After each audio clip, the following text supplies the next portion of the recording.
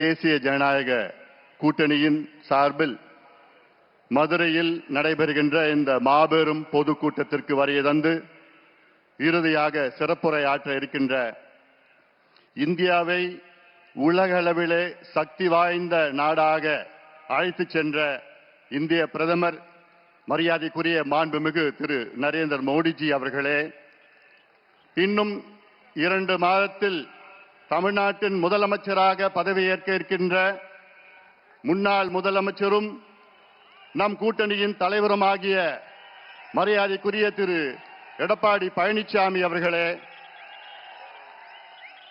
மத்திய அமைச்சர் பெருமக்களே, நண்பர் நயினார் நாகேந்திரன் அவர்களே, நண்பர் டிடிவி தினகரன் அவர்களே, நண்பர் ஜி.கே. வாசன் அவர்களே, மேடையில் இருக்கின்ற அனைத்து கூட்டணி கட்சியின் தலைவர்களை வணங்கி இந்த கூட்டம் வெற்றி பெறக்கூடாது என்று ஸ்டாலின் அவர்களுடைய அரசு, திமுக அரசு எத்தனை சூழ்ச்சி செய்தாலும் நிச்சயமாக இந்த கூட்டம் வெற்றி பெறும், வெற்றி பெற்று இருக்கிறது. எவ்வளோ தடைகளை கொடுத்தாலும் இங்கே வருகை தந்திருக்கின்ற லட்சோப லட்ச அனைத்து கட்சி கூட்டத்தின் தொண்டர்களே, தலைவர்களே, நிர்வாகிகளே, ஊடக நண்பர்களே, உங்கள் அனைவருக்கும் என்னுடைய பணிவான வணக்கங்கள். தமிழ்நாடு சமூக நீதியின் பிறப்பிடம். ஆம், தமிழ்நாடு சமூக நீதியின் பிறப்பிடம். ஆனால் கடந்த 5 ஆண்டு காலத்தில் இந்த திமுக அரசு சமூக நீதியை 100 அடி ஆழமான பள்ளத்தை தோண்டி அதில் முழுமையாக புதைத்து விட்டது. அதற்கு தமிழக மக்கள் நிச்சயமாக முதலமைச்சர் ஸ்டாலின் அவர்களை ஒருபொழுதும் மன்னிக்க மாட்டார்கள். மாறாக கடந்த 6 ஆண்டு காலத்தில் இந்திய அளவிலே சமூக நீதியில் 3 பெரிய சாதனைகளை செய்திருக்கின்றார் நம்முடைய பாரத பிரதமர் மரியாதைக்குரிய நரேந்திர மோடிஜி அவர்கள். ஒன்று, இதுவரை சுதந்திர இந்தியாவிலே முதல் முறையாக இந்திய அளவில் சாதிவாரி கணக்கெடுப்பு நடத்துவோம் என்று அறிவிப்பை வெளியிட்டு இந்த ஆண்டிலிருந்து இந்தியா முழுவதும் சாதிவாரி கணக்கெடுப்பு நடைபெற இருக்கிறது.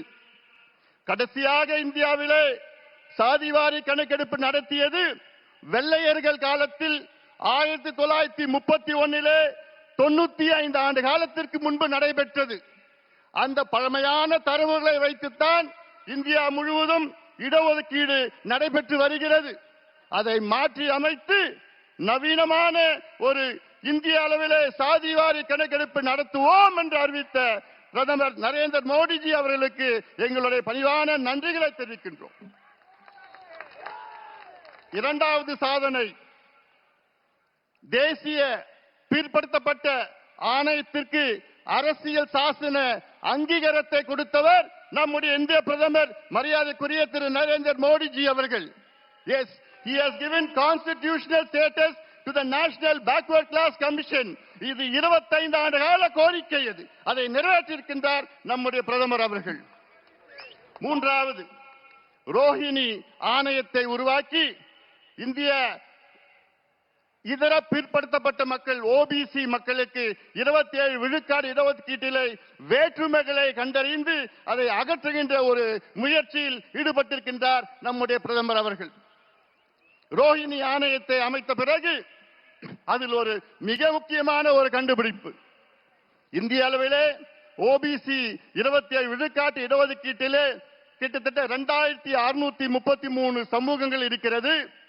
அதில் 10 சமூகங்கள் 25 விழுக்காடு இடங்களை தட்டி செல்கிறார்கள். 38 சமூகங்கள் இன்னொரு 25 விழுக்காடு இடஒதுக்கீடை தட்டி செல்கிறார்கள். இன்னொரு 102 சமூகங்கள் இன்னொரு 25 விழுக்காடு இடஒதுக்கீடை தட்டி செல்கிறார்கள். இன்னொரு 506 சமூகங்கள் 22.5 விழுக்காடு இடஒதுக்கீடை தட்டி செல்கிறார்கள். ஆக 2633 சமூகங்களில் 1977 சமூகங்கள் வெறும் 2.5 விழுக்காடு இடஒதுக்கீட்டை தான் பெறுகிறார்கள் என்ற ஒரு உண்மையை கண்டுபிடித்தவர் நம்முடைய மாண்புமிகு பாரத பிரதமர் நரேந்திர மோடிஜி அவர்கள் அதை கண்டுபிடித்து அதை சரி செய்கின்ற ஒரு முயற்சியில் இருக்கின்றார்கள். உண்மையிலே சமூக நீதி என்றால் நம்முடைய மாண்புமிகு பாரத பிரதமர் நரேந்திர மோடிஜி அவர்கள் தான். ஆனால் சமூக நீதி எங்கள் உயிர் மூச்சு என்று வீர முழக்கம் சொல்லுகின்ற திமுக, குறிப்பாக ஸ்டாலின் அவர்களே, உங்களுக்கும் சமூக நீதிக்கும் எள்ளளவும் சம்பந்தம் கிடையாது. உங்களுக்கும் சமூக நீதிக்கும் என்ன சம்பந்தம் இருக்கிறது? இன்னும் சொல்ல போனால் இந்தியாவிலே, சுதந்திர இந்தியாவிலே முதல் முறையாக ஒரு மாநிலத்தில் சாதிவாரி கணக்கெடுப்பு நடத்தி தரவுகளை வெளியிட்டு அதற்கு ஏற்ப சமூக திட்டங்களை வழங்கி இடஒதுக்கீடை உயர்த்தியது பிஜேபி ஆளுகின்ற மாநிலம் பீகார். இது நினைத்து பாருங்க. உண்மையிலே சுதந்திர இந்தியாவிலே முதலாக நடந்தது பீகார். ஆனால் சமூக நீதியின் பிறப்பிடம் தமிழ்நாட்டிலே அது நடைபெற்றிருக்க வேண்டும். கடந்த 5 ஆண்டு காலத்திலே ஸ்டாலின் அவர்களே எத்தனை முறை நாங்கள் கேட்டோம், கணக்கெடுப்பு நடத்துங்கள், கணக்கெடுப்பு நடத்துங்கள். இந்த கணக்கெடுப்பு ஏதோ சாதிவாரி கணக்கெடுப்பு இல்ல. உங்களுக்கு அந்த சாதி பேரை பிடிக்கலன்னா அது சமூக நீதி கணக்குன்னு நீ வச்சுக்கீங்க, பொருளாதார கணக்கு, ஏதோ ஒரு கணக்கு வேணும். அந்த கணக்கு தான் பீகாரிலே நடத்தி, அந்த பீகாரிலே அங்கே 97 லட்சம் குடும்பங்கள் 6000 ரூபாய்க்கு குறைவான வருமானம் பெறுகிறார்கள். அந்த 96 லட்சம் குடும்பங்களுக்கு அந்த அரசு 2 லட்சம் ரூபாய் ஒதுக்கீடு செய்து அவர்களுடைய குடும்ப வளர்ச்சிக்காக செய்திருக்கிறது. இதுதான் உண்மையான சமூக நீதி. இதே கணக்கெடுப்பில் பீகாரிலே 67 லட்சம் குடும்பங்களுக்கு சொந்த வீடு இல்லை என்று அந்த 67 லட்சம் குடும்பங்களுக்கு வீடு கட்டி கொடுக்கிறார் அந்த பீகார் மாநில அரசு. இதான் உண்மையான சமூக நீதி. ஆனால் நான் கணக்கெடுக்க மாட்டேன், எந்த பிரச்சனையும் எனக்கு தெரிஞ்சு விருப்பம் இல்லை அப்படின்னு சொல்லுகின்ற ஒரு முதலமைச்சரை பார்த்திருக்கீங்களா?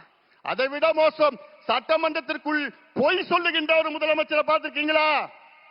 ஆம், தமிழ்நாட்டின் முதலமைச்சர் மு.க. ஸ்டாலின் அவர்கள் சட்டமன்றத்திற்குள்ளே எத்தனையோ முறை பொய் சொல்கிறார்கள். என்ன, எங்களுக்கு அதிகாரம் இல்லை என்று, கணக்கெடுப்பு நடத்துவதற்கு எங்களுக்கு அதிகாரம் இல்லை என்று. பிறகு எப்படி பீகார், தெலுங்கானா, ஆந்திரா, கர்நாடகா, ஒரிசா, ஜார்க்கண்ட் போன்ற மாநிலங்கள் எப்படி எடுத்தார்கள்? எந்த சட்டத்தின் கீழ் எடுத்தார்கள்? இந்தியன் ஸ்டாட்டிஸ்டிக்கல் ஆக்ட் 2008 படிதான் அத்தனை மாநிலங்களும் எடுத்தார்கள். அந்த சட்டத்தின் கீழ் தான் மத்திய அரசுக்கு அதிகாரம் இருக்கிறது, மாநில அரசுக்கு அதிகாரம் இருக்கிறது, ஏன் பஞ்சாயத்து தலைவர்களும் அதிகாரம் இருக்கிறது.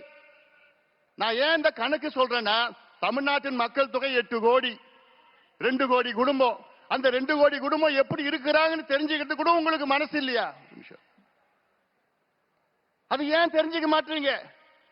அது 2 கோடி குடும்பம் கணக்கெடுத்து அந்த குடும்பத்தில் எத்தனை பேர் இருக்கிறாங்க, என்ன சமூகம், எந்த மதத்தை சார்ந்தவர்கள், ஆண்கள் பெண்கள் எத்தனை பேர் படிச்சிருக்கிறாங்க, எத்தனை பேர் வேலையில இருக்காங்க, அரசு வேலையா தனியார் வேலையா, அந்த வீட்டுல எத்தனை பாத்ரூம் இருக்கு, பாத்ரூம்ல பைப்ல தண்ணி வருதா, அல்ல சோலார் இருக்கா, அல்லது கிணறுல போர் இருக்கா, கிணறு இருக்கா, சைக்கிள் இருக்குதா, இல்ல பைக் இருக்குதா, இதெல்லாம் கணக்கெடுப்பு நடத்தி எத்தனையோ சமூக திட்ட நல்ல திட்டங்கள் கொடுக்கலாம், இடஒதுக்கீடை உயர்த்தலாம், உள்ஒதுக்கீடை கொடுக்கலாம். அதே வேளையிலே தமிழ்நாட்டில், இந்தியாவிலே தமிழ்நாட்டில் மட்டும்தான் 69 விழுக்காடு இடஒதுக்கீடு நமக்கு கிடைத்திருக்கிறது. அதற்கு அந்த 69 விழுக்காடு இடஒதுக்கீட்டை பாதுகாத்தவர் ஒரே ஒரு நபர் தான், முன்னாள் முதலமைச்சர் புரட்சி தலைவி செல்வி ஜெயலலிதா அம்மையார் அவர்கள் தான். அந்த அம்மா மட்டும் இல்லனா இன்னைக்கு 69 விழுக்காடு இடஒதுக்கீடு அதை உச்ச நீதிமன்றம் ரத்து செய்திருப்பார்கள். 1993 தமிழ்நாட்டின் சிறப்பு இடஒதுக்கீடு சட்டத்தை, 69 விழுக்காடு இடஒதுக்கீடு சட்டத்தை மத்திய அரசை வலியுறுத்தி அரசியல் சாசன சட்ட திருத்தம், கான்ஸ்டிடியூஷனல் அமெண்ட்மெண்டை கொண்டு வந்து 9வது அட்டவணைகளை பாதுகாத்தவர் புரட்சி தலைவி ஜெயலலிதா அம்மையார் அவர்கள். இல்லையே நமக்கு இன்று கிடைத்திருக்காது. இறுதியாக நான் சொல்கின்றேன், நம்முடைய பாரத பிரதமர் நரேந்திர மோடிஜி அவர்களை மீண்டும் பாராட்டுகின்றேன். காரணம், நீர் மேலாண்மைக்கு முக்கியத்துவம் கொடுக்கின்றவர். அவருடைய குஜராத்தில் அவர் முதலமைச்சராக இருந்த நேரத்திலே அந்த குஜராத்திலே சௌராஷ்டிரா என்ற பகுதி இருக்கிறது. அது மிகவும் வறட்சியான பகுதி, குடிப்பதற்கு தண்ணீர் இல்லாத பகுதி. அந்த பகுதிக்கு அப்பொழுது ஒரு திட்டத்தை வகுத்து 12,000 கோடி ரூபாய் ஒதுக்கீடு செய்து அங்கே அந்த திட்டம் சௌராஷ்டிரா நர்மதா நீர் திட்டம் என்று அறிவித்து அந்த திட்டத்தை அந்த நீரை அந்த பகுதிக்கு கொண்டு சென்று இன்றைக்கு 11 மாவட்டங்கள் வளம் செழிக்க அந்த மாவட்டங்களை மாற்றி அமைச்சிருக்கின்றார் நம்முடைய நரேந்திர மோடிஜி அவர்கள். 10 லட்சம் ஏக்கர் அங்கே கூடுதலாக அங்கே விவசாயம் செய்து கொண்டிருக்கின்றார்கள் குஜராத்திலே. அப்படிப்பட்ட புரட்சி செய்திருக்கின்றார் நம்முடைய பாரத பிரதமர் நரேந்திர மோடிஜி அவர்கள்.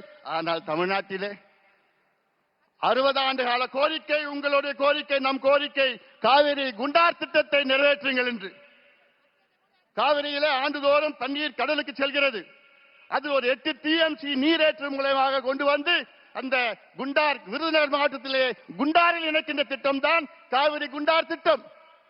அதிமுக ஆட்சி காலத்திலே 14,500 கோடி ரூபாய் அங்கே அறிவித்து அதற்கு அடிக்கல் நாட்டியவர் நம்முடைய முன்னாள் முதலமைச்சர், இன்னும் 2 மாதத்திலே முதலமைச்சராக வைக்கின்ற எடப்பாடி பழனிசாமி அவர்கள். ஆனால் அந்த திட்டத்தை கிடப்பிலே போட்டு விட்டார்கள். இது எவ்வளவு பெரிய துரோகம்!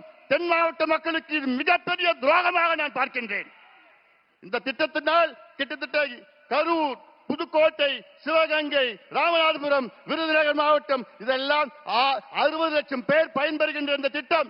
3 லட்சம் ஏக்கர் கூடுதலாக பாசனம் செய்கின்ற இந்த திட்டம். உங்க ஏரியெல்லாம் காவிரி தண்ணி வந்திருக்கும் அந்த திட்டம் நிறைவேற்றிருந்தா. ஆனா என்ன பண்ணிருக்காங்க தெரியுமா? வெறும் 8 கிலோமீட்டர் வாய்க்காலை வெட்டியிருக்காங்க. 8 கிலோமீட்டர், 262 கிலோமீட்டர், 262 கிலோமீட்டர் வெறும் 8 கிலோமீட்டர். வெக்கக்கேடியா, வெக்கக்கேடு. அந்த குண்டார் எங்க இருக்குதுன்னா நம்முடைய தமிழ்நாட்டின் நிதி அமைச்சர் நம்முடைய தங்கம் தென்னரசு அவர் தொகுதியில் இருக்கு, திருச்சூழியில் இருக்குது. அவர் தொகுதிக்கு கூட அந்த திட்டத்தை கொண்டு வர முடியல.